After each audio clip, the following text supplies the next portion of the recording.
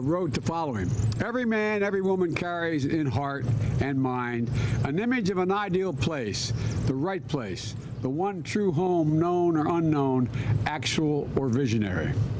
For many Seattle families, I think we're in that place right now, here in this park, and places like this. There are not that many like this, unfortunately. And all around this country, there used to be a hell of a lot more forests like this, but we're doing everything we can. Everybody behind me and all of you want desperately to protect what we have and increase what we have. You know, our natural wonders inspire, and the reflection inspires our to take action.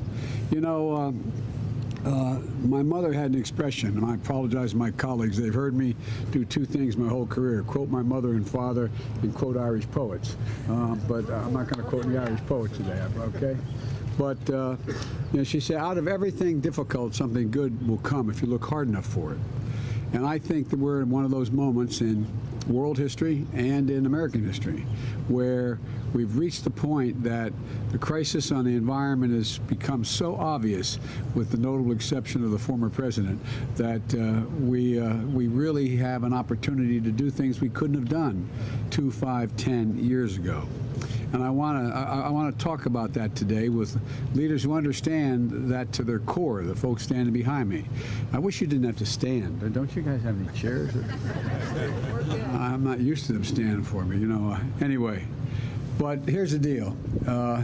As I said, Governor Inslee is the climate governor. I've gone to him throughout asking him for advice and counsel.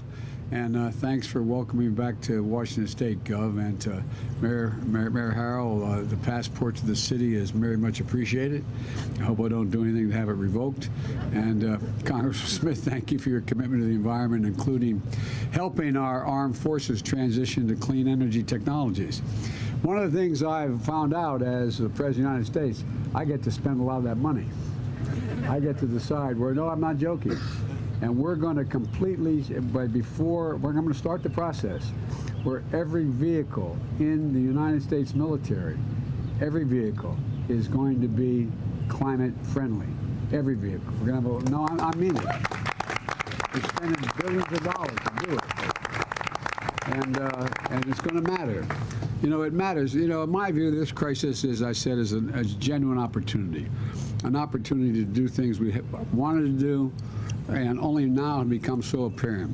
On this day, 52 years ago, millions of Americans of every age and background rallied together on Earth Day. A guy I worked with as a young senator back in those days was a guy named Gaylord Nelson from Wisconsin. And the guy who helped organize Earth Day was a guy who's from Delaware, worked for me as well, and Mike McCabe. And you know, they had a vision for a healthier, more prosperous America. And over time, they delivered. They delivered. Cleaner water, proof that sustainable environment can mean a stronger economy. You know, and one of the things I'm proudest of in our administration, before I went into detail with my quote, green agenda, I got all the unions together. Literally got all the unions together. Because said the unions view it as against their interest. And starting with the IBW electric workers, they endorsed it. And every union has stepped up because they figured it out. Their jobs, they're the ones who can help us transition in ways like never before. It's not going to cost them jobs. It's going to increase jobs.